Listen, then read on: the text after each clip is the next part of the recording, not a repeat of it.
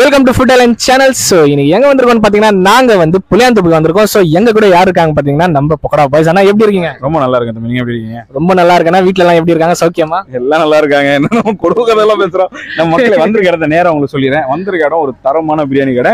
இவர் வாரத்துல 4 நாள் சாப்பிட்ற பிரியாணி கடைங்க. கண்டிப்பா நான் டெய்லி வருவேன் இந்த கடைக்கு. அண்ட் இந்த கடை பேரு பாத்தீங்கன்னா மர்வா பிரியாணிங்க. ஸோ மர்வா பிரியாணி நம்ம வந்து புளியாந்தோப்புல இருக்கு. அண்ட் புளியாந்தோப் டிகாஸ்டர் ரோட்ல தான் அங்க இருக்கு. ஸோ லொகேஷன் நான் உங்களுக்கு டிஸ்கிரிப்ஷன்ல தரேன். ஆனா இந்த இடத்துக்கு நீங்க வந்தீங்க அண்ட் வந்த ஃபீல் எப்படி இருக்கு? ரொம்ப நல்லா இருக்கு. ஆனால் நான் ஆக்சுவலி மயிலெல்லாம் பிரியாணி வீடியோஸ்லாம் பண்ணியிருக்கேன். பட் ஃபர்ஸ்ட் டைம் நான் உள்ள வரேன். நான் இது வரைக்கும் வந்து பண்ணதில்லை. ஆனால் வந்து பார்த்தப்போ இங்கே நிறைய விஷயம் பெட்டரா பட்டுச்சு. அதெல்லாம் நான் முன்னாடி உள்ள போயிட்டு சொல்லலாம். ஸோ கைஸ் வாங்க வீடியோக்குள்ள போகலாம். போய் சாப்பிட்டு பார்த்துட்டு நானும் அண்ணனும் சொல்றேன் எப்படி இருக்குன்ட்டு பிரியாணி. ஸோ வாங்க கைஸ்.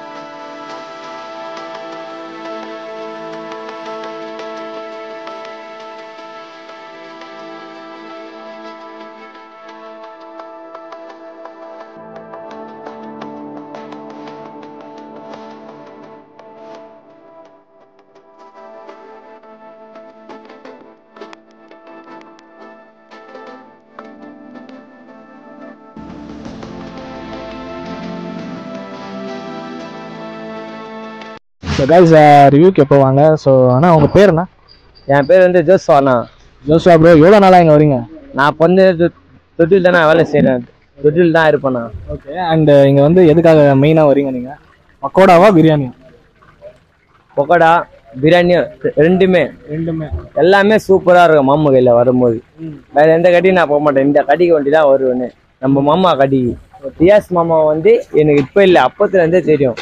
மாமா அவன் கடிக்கு நான் எப்பவுமே வருவேன்.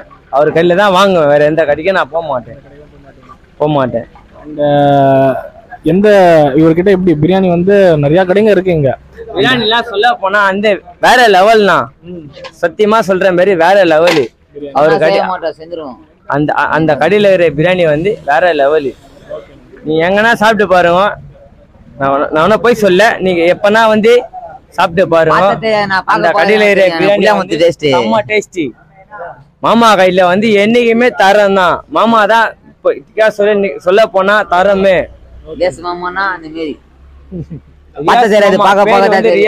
ரியாஸ் மாமா கடையில வந்து என்னைக்கு இருந்தாலும் டேஸ்டிலாம் குறையே இல்லை. வந்து சாப்பிட உட்காந்தாலே போதும் எல்லாம் சாப்பிட்டுனே இருப்பாங்க பாட்டு. ஸோ ரொம்ப நன்றிண்ணா எங்ககிட்ட பேசுனதுக்கு. நல்லா பேசுனீங்க. சூப்பர்ண்ணா. சாரி, பிரியாணி வந்து வாங்கியிருக்கோம். பிரியாணி அண்ட் பக்கோடா வாங்கியிருக்கோம். நம்ம பீஃப் பக்கோடா. ஸோண்ணா சாப்பிட்டு பார்க்கலாமா? சாப்பிடலாமா? ஸோ வாங்க கைஸ் சாப்பிட்டு பார்க்கலாம். ஸோ வாங்க நான் சாப்பிடலாம். ஸோ கைஸ் வாங்க. செம்மையா இருக்கு. பீஸ் நல்லா குக்கா இருக்கு. ரொம்ப சாஃப்டா இருக்கு பீஸ். சான்ஸே இல்லை. நீங்க சாப்பிட்டு பார்த்துட்டு எனக்கு சொல்லுங்க பீஸ் எப்படி இருக்குன்னு. மக்கள் இங்க பாருங்க. இந்த பீஸு ரைஸ் மசாலா எல்லாம் ஒட்டி இங்க பாருங்க. ஐயோ நீங்க தள்ளினா வந்துடுது. சிக்கனா பீஃபான்னு தெரியல அந்த மாதிரி வந்து வருது. பார்த்துக்கீங்க. அப்படியே ட்ரை பண்ணுங்க.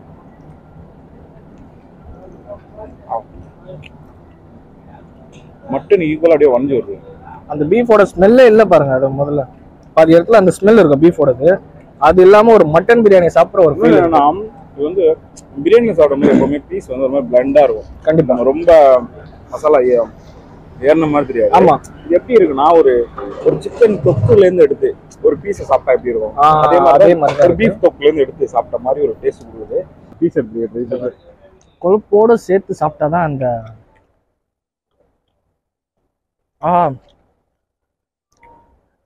அந்த கொழுப்பு அப்படியே பஸ்ட் ஆகுது வாயில. எனக்கு ஜஸ்ட் ஒரு அந்த பைட்லயே வந்து அந்த கறி அந்த கொழுப்பு எல்லாமே சேர்த்து அந்த மசாலா பாய்க்கு நான் ஒரு தங்க வளையலே வாங்கி போடலான்னு இருக்கேன். கொடுத்துட்டு போயிருங்க பைட்ட சந்தோஷப்படுவாரு. ஐயோ பிரியாணி சாப்பிட்டீங்க, எப்படி இருக்கு பிரியாணி? சூப்பரா இருக்கும். நல்ல ஒரு suggestion, wait suggestion from Rafat. ரொம்ப நன்றிண்ணே. அண்ட் அந்த பக்கோடா எல்லாம் சாப்பிட்டீங்களா? பக்கோடா எல்லாம் எப்படின்னா இருக்கு? பீஸ் வந்து சாப்பிடும்போது அது எடுத்தோமே ரவாஸ் கறி நல்லது.